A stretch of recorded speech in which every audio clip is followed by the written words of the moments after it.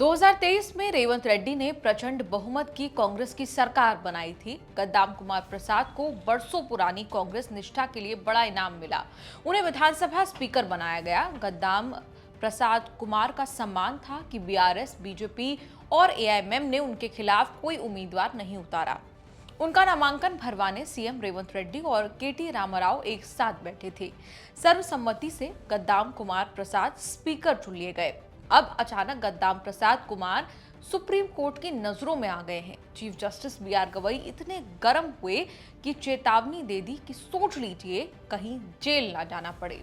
गद्दाम कुमार को ये दिन इसीलिए देखने पड़ रहे हैं क्योंकि उन्होंने एक फैसला लटकाया हुआ है। फैसला इसलिए लटका हुआ है कि पार्टी की निष्ठा से भी बंधे हैं। 2023 में प्रचंड जीत के बाद सीएम रेवंत रेड्डी को सरकार चलाने के लिए कहीं और से समर्थन जुटाने की जरूरत नहीं थी। रेवंत रेड्डी की सरकार को और मजबूत करने ओवैसी ने खुशी खुशी अपने विधायकों का समर्थन दिया हुआ है।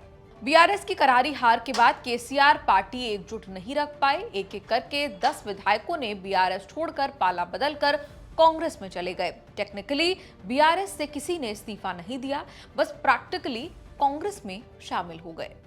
एक पार्टी के टिकट पर चुनाव लड़ा। चुनाव जीतने के बाद पार्टी बदलना दल बदल कानून के दायरे में आता है। बीआरएस से कांग्रेस में आए विधायकों ने भी यही गलती की। इस्तीफा नहीं दिया बल्कि विधानसभा सदस्य रहते हुए पार्टी बदल ली। केसीआर ने कसम खा रखी है कि दल बदल करने वाले गद्दारों की सदस्यता खत्म कराकर रहेंगे। यहीं से स्पीकर गद्दाम प्रसाद कुमार का धर्म संकट शुरू हुआ। दल बदल कानून के मुताबिक चुनाव जीतने के बाद विधायक रहते हुए पार्टी नहीं बदल सकते। 2/3 विधायक एक साथ हों तब भी ऐसा किया जा सकता है। बीआरएस के बागी 3 और 7 का ग्रुप बनाकर कांग्रेस में आकर विधायकी को खतरे में डाल दिया। दल बदलुओं की सदस्यता रद्द करने की बीआरएस की मांग पर स्पीकर चुप्पी साधे रहे। बीआरएस ने सुप्रीम कोर्ट जाकर शिकायत की कि स्पीकर फैसला नहीं ले रहे। 31 जुलाई को सीजेआई गवई और जस्टिस एजी मसीह ने स्पीकर को आदेश दिया था कि 31 अक्टूबर तक फैसला करना होगा। स्पीकर ने ऐसा नहीं किया तो सुप्रीम कोर्ट में फिर केस खुला। एक और आरोप जुड़ गया कि स्पीकर ने कोर्ट की अवमानना की है।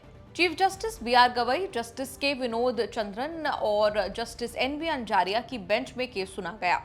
बेंच के जज डेडलाइन के बाद भी 10 बीआरएस विधायकों की सदस्यता पर फैसला नहीं करने को लेकर स्पीकर से नाराज हुए।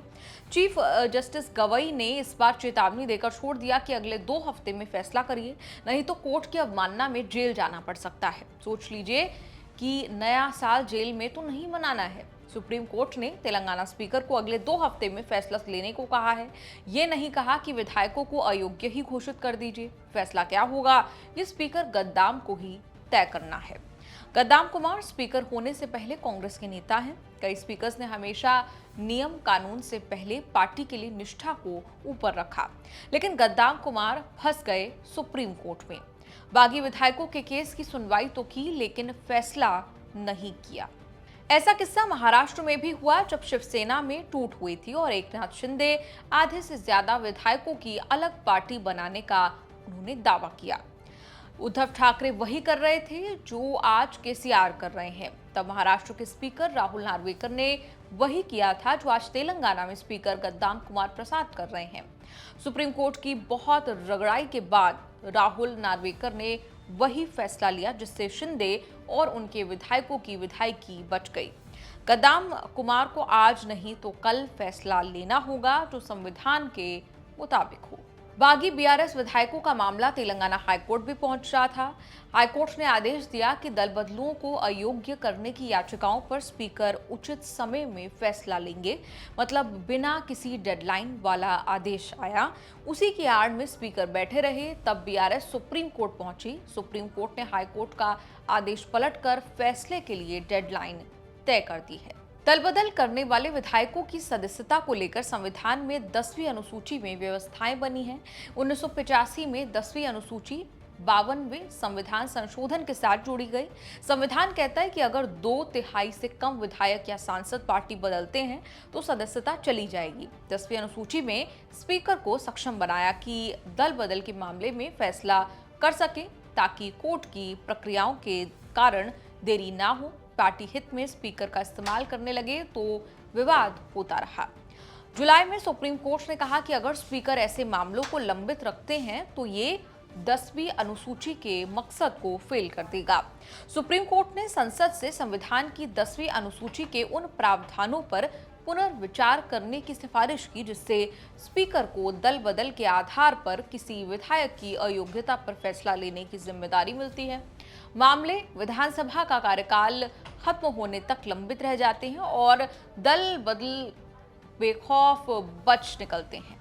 तब चीफ जस्टिस बी.आर. गवई की बेंच ने कहा था, हम ऐसी स्थिति को अनुमति नहीं दे सकते जहां ऑपरेशन सफल हो लेकिन मरीज मर जाए।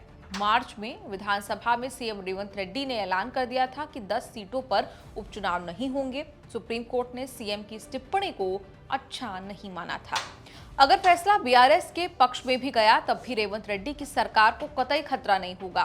2023 के विधानसभा चुनाव में कांग्रेस को 119 की विधानसभा में बहुमत से ज्यादा 64 सीटें मिली थी। बीआरएस के 39 में से 10 कांग्रेस में आ चुके हैं।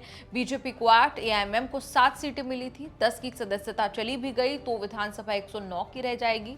बहुमत 55 का मिलेगा। कांग्रेस के पास 55 से कहीं ज्यादा 64 विधायक हैं। अगर सब कुछ महाराष्ट्र के पैटर्न पर तेलंगाना में भी हुआ तो स्पीकर गद्दाम प्रसाद कुमार बीआरएस से कांग्रेस आने वाले विधायकों की सदस्यता शायद ही खत्म करेंगे, लेकिन इसकी कोई गारंटी नहीं कि ऐसा फैसला चैलेंज नहीं होगा। सुप्रीम कोर्ट ने पहले से ये क्लियर किया हुआ है कि स्पीकर के फैसले की न्यायिक समीक्षा हो सकती है। मतलब स्पीकर के आदेश को पलटने का अधिकार सुप्रीम कोर्ट के पास है। कोर्ट कचहरी के इस एपिसोड पर आपका क्या कुछ कहना है, क्या राय है, कमेंट्स में लिखकर अपनी राय जरूर दें।